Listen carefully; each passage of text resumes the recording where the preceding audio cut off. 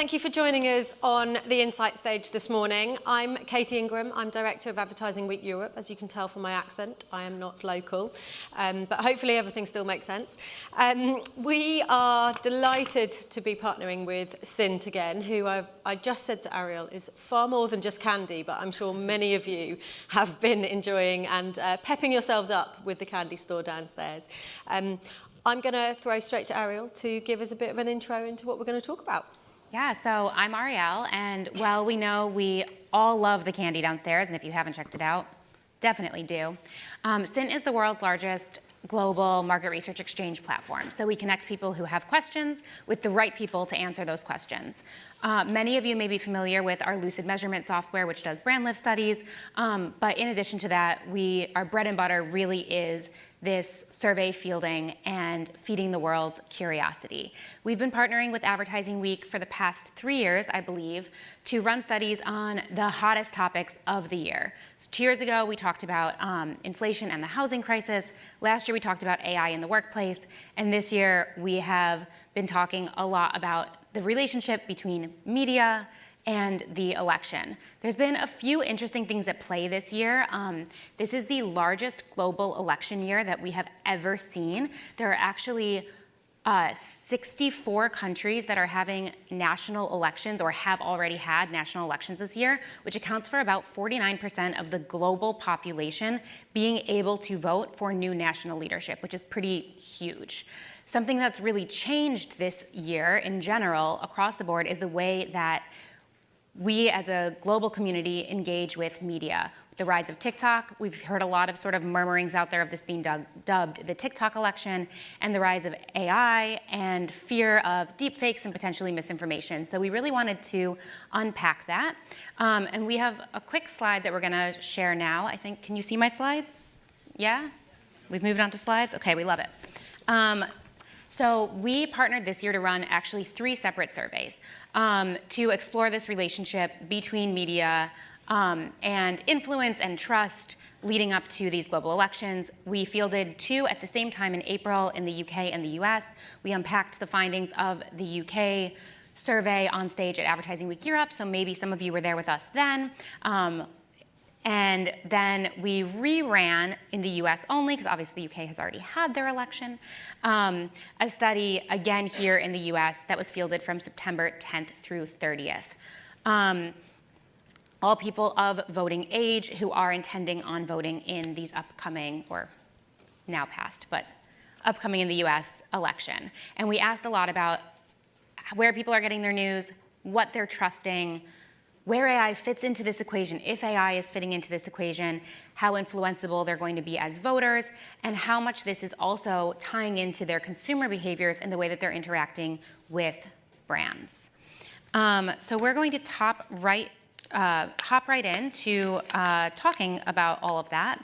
But yeah. I think this has been just such a fascinating project for us to work on. And when, as we just mentioned, we sat on the stage in April in London, we knew that there was probably going to be an election in the UK. And now we've already had it, and we have a new Prime Minister. And you guys have had a presidential candidate switch, and which just, I think, shows the kind of the speed of movement and the reason why actually conducting these sorts of studies is so important, and having the kind of agility of research to be able to dip in and really understand what's happening in real time is so important. So it's been a brilliant project to work on. But let's get right into some of the things we've discovered. Yeah, so obviously, all research, as many of you might know, whether this is political polling, which is not what we've done right now, or consumer research, is a snapshot of a specific population in time. And as Katie just said, there's a lot that has changed since we ran that first round of research. So you have to run new research to really pick up on how trends are changing, get a new pulse. But something interestingly that did not change whatsoever was exactly the same in the US, in the UK, and in the US again when we ran this study a 3rd time, is there's sort of a ubiquitous fear of AI and what it's doing in terms of spreading misinformation. So 10% of the general public in the US said they're not at all concerned about AI being used to spread misinformation leading up to the upcoming election. So we can probably all do the math, but that means that 90%, which is like a huge overwhelming statistic of people are afraid of this spread of misinformation. We also asked people about their familiarity with the concept of deepfakes, and while not everyone was familiar, only 5% of people who are familiar with deepfakes are not concerned in that sort of doubling this fear of the spread of misinformation. And I think that brings us to a really, just to point out, we're not saying that there is anything to be scared of. We're No, just saying we that are not people, trying to spread the fear.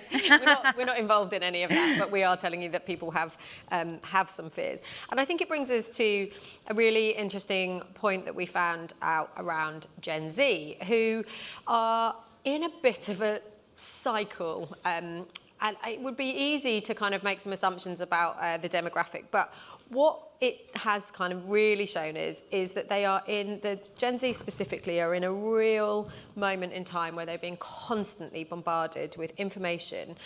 They're deeply impressionable, but they're also really looking to be influenced. So there's a real interesting kind of blend of mindsets here. So they are getting most of their news from social media. They're mostly getting it from TikTok, but they also mostly distrust news from TikTok. So they know they're doing it, they're in a cycle, they're looking for it, but they also know they're not very comfortable with it. So that's just really, that's mind-blowing for anybody, in this spiral of trying to find out and also sort of knowing that you're not really comfortable with your selection. However, what we also have discovered is, let's not give the younger generation a hard time, because actually what we're finding through this research is that every generation has their loop. Everybody is in their place where they choose to find their information and they stick with it. So it's really no different from boomers who are watching Fox but also really uncomfortable with the fact that they're watching Fox and they know they're doing the same thing.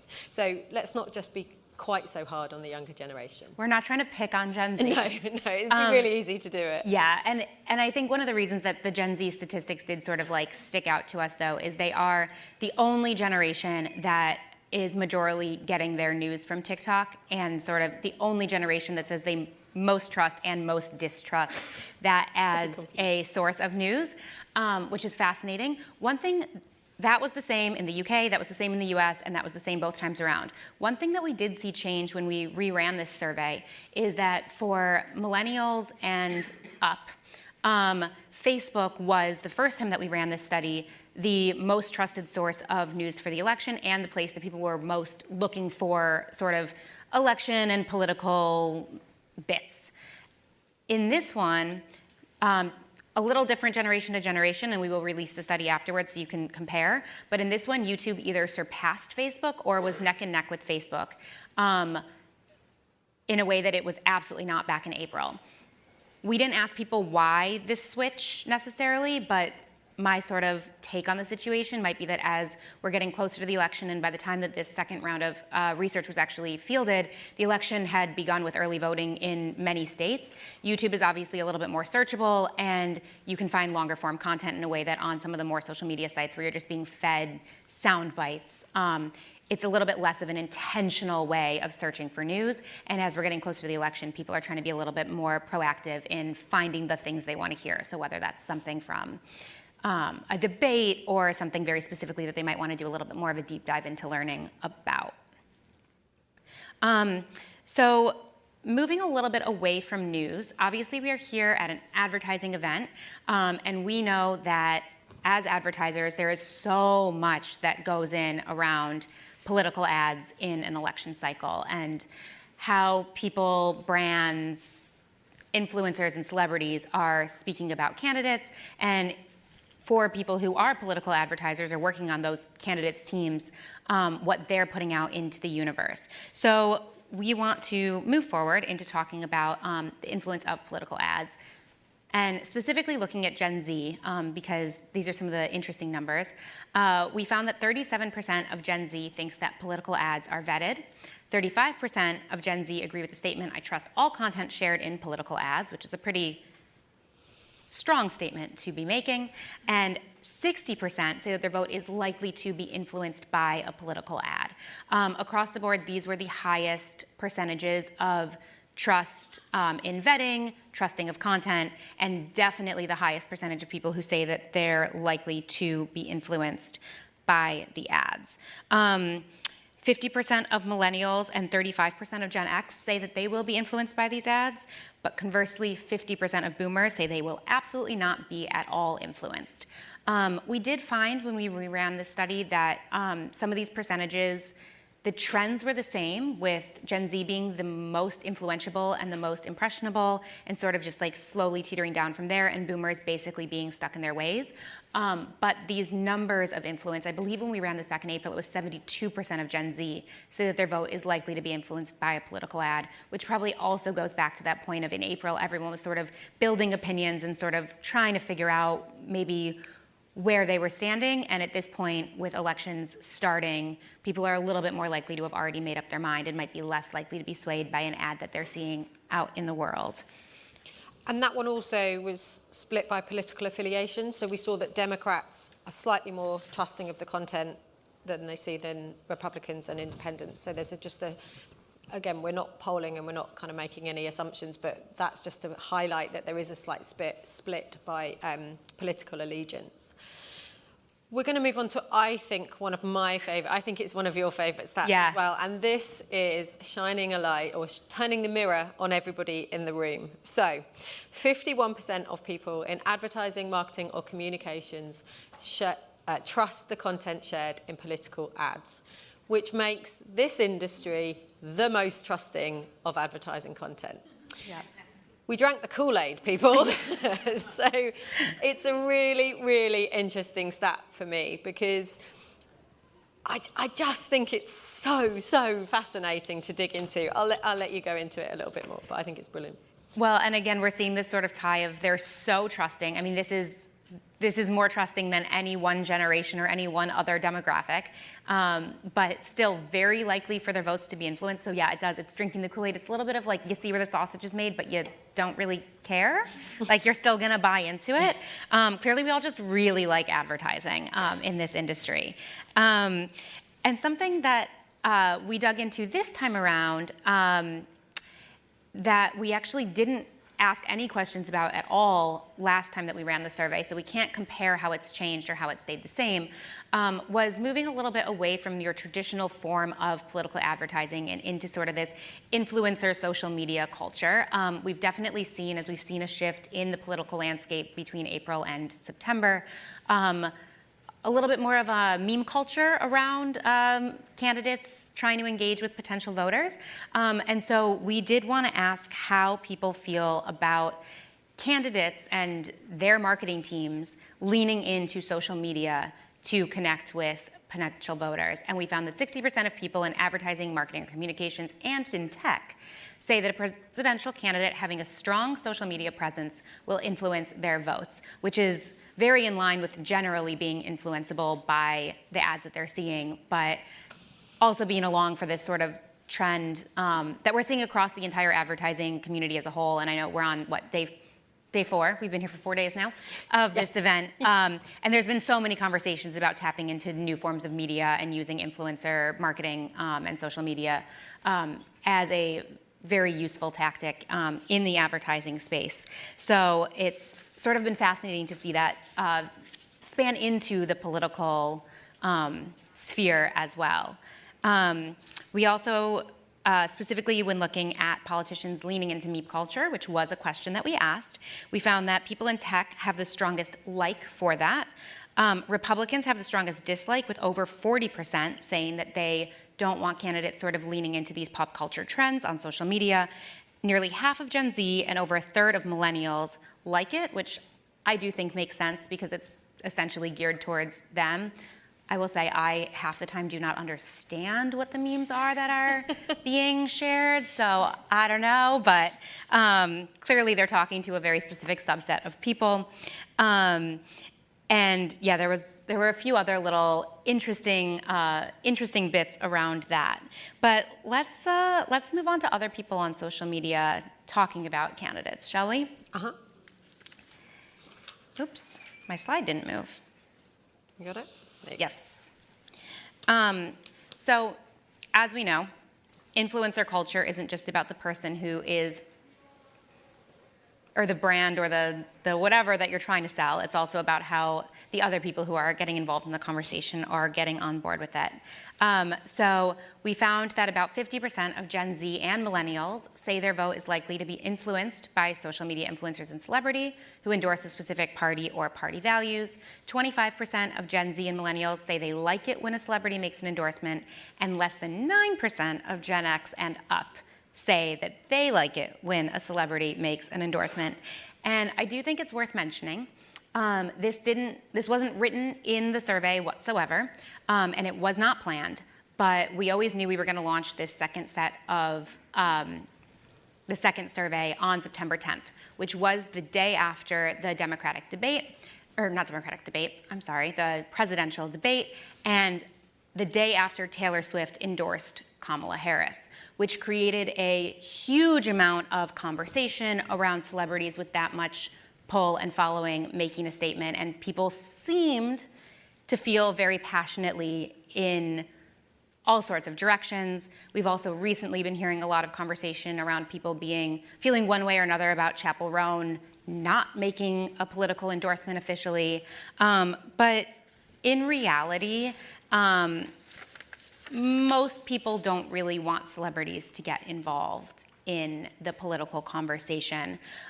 Republicans have the strongest dislike for when celebrities and influencers take a stand, and because we like to be the outliers, people in marketing and advertising have the strongest affinity towards when celebrities do take a political stand. We do really love our own industry, don't we? I think what's interesting here as well is there is a real difference in just the way politics happens. There was a real cultural divide here because kind of celebrity endorsement is not really something that happens very much in UK politics. So there was a real stark difference in the cultural nature of both sides of the Atlantic on that particular question. But it doesn't just come down to celebrity, it's also brands. Obviously, many of you here will be representing brands. And again, there's another cultural difference. Brands and advertising in the UK, brands and advertising, of course, they're intrinsically linked, but brands and politics are not. It's really, really kept very separate. But what the survey discovered was that 50% of Gen Z, back to the younger generation, are really likely to be influenced by consumer brands endorsing a specific party or party values. And then at the other end of the spectrum, as you might expect, there are some kind of clear trends coming out here. 70% of boomers say their vote isn't likely to be influenced by consumer brands taking that political stand.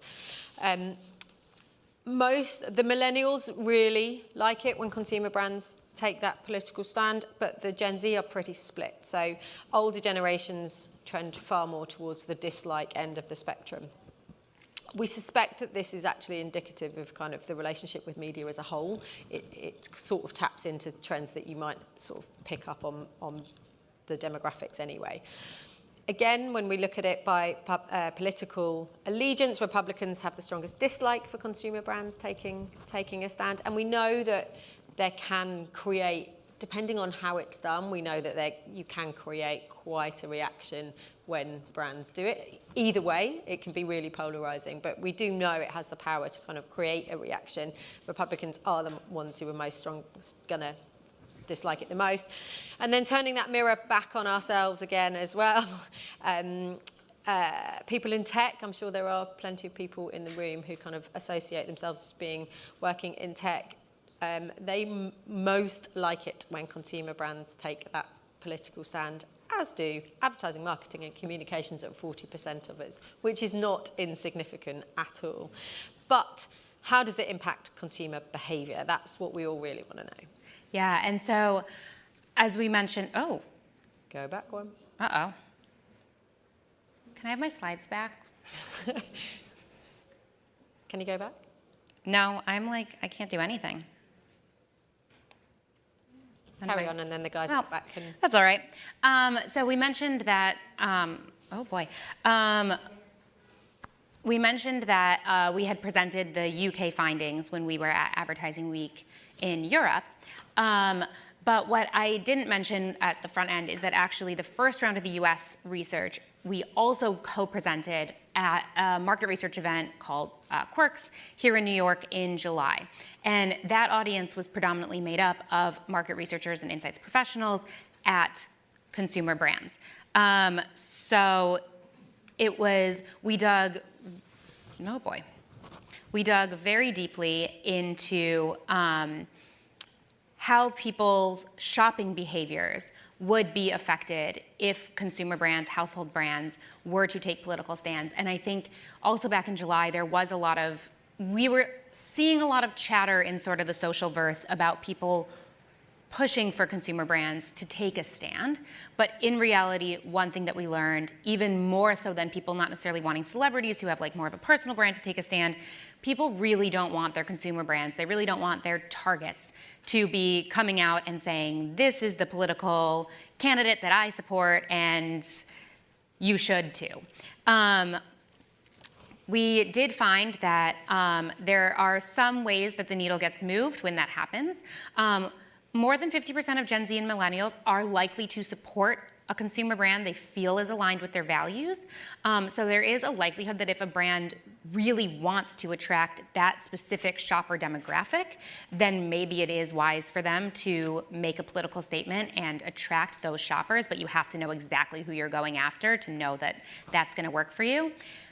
Because if you come out and make a statement that Gen X and boomers disagree with, and obviously they still do hold a significant amount of buyer power. Huge amount. 40% say they are likely to stop supporting a consumer brand that they feel is misaligned or that takes a stand that is misaligned with their values. So it's actually interesting.